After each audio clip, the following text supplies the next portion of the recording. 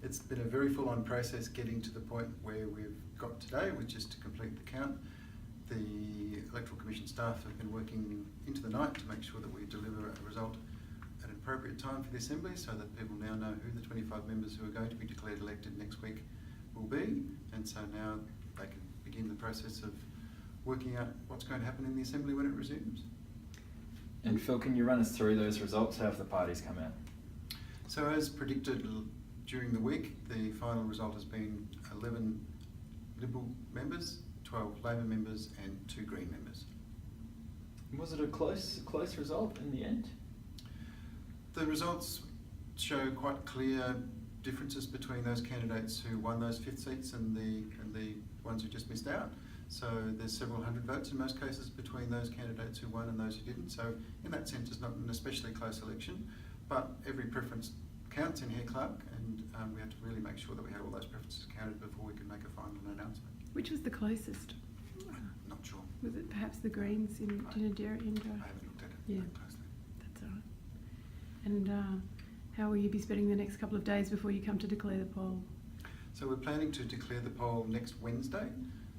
Candidates do have a right to ask for a recount between now and then, so that is a possibility, but given the margins, I think it would be very unlikely that anyone would want to do that. So planning to conduct the declaration of the poll on Wednesday in the Assembly, and we'll be back at work on Monday, but hopefully all the people who've been working very hard in elections ACT up to now will be able to have Sunday off. And the expanded Assembly, does that complicate things for elections ACT?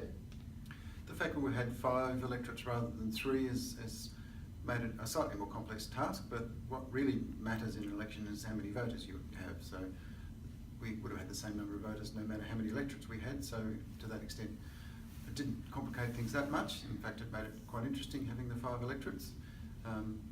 It's been a very successful election, I think, in terms of making sure that the will of the people has been accurately reflected in the Assembly.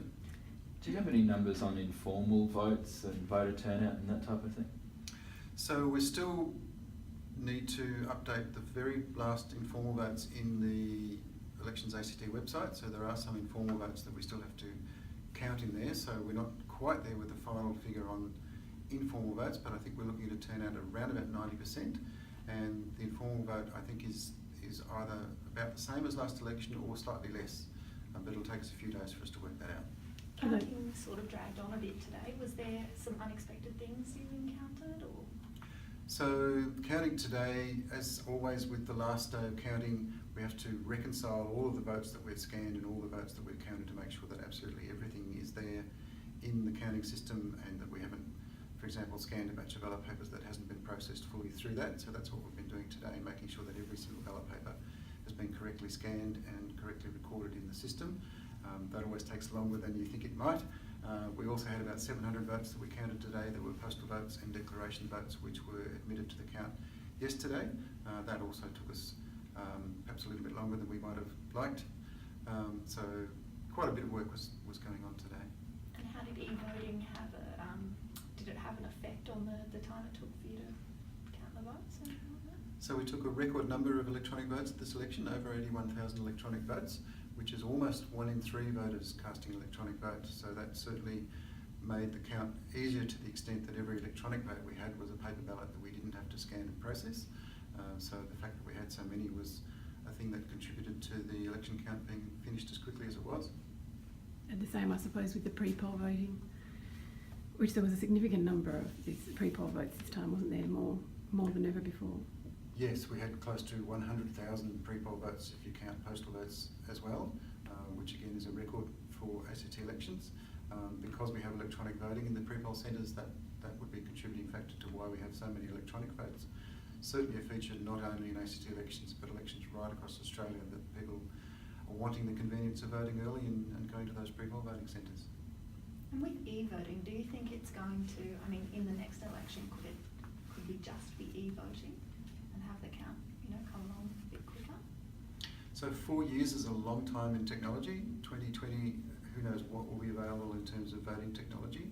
I know that some of the other jurisdictions are very seriously looking at expanding the use of internet voting. Internet voting has been used in the New South Wales state elections for a couple of elections now. So that may well be a possibility in 2020. I'm still a little concerned that internet voting does have its issues as far as security goes, and things like denial of service attack is something you really need to think carefully about with internet voting. So I'm sure in the next 4 years we'll be looking very long and hard at what options we might be able to implement in 2020 with regard to elections for the ACT Assembly, and particularly how we can use electronic voting in 4 years' time.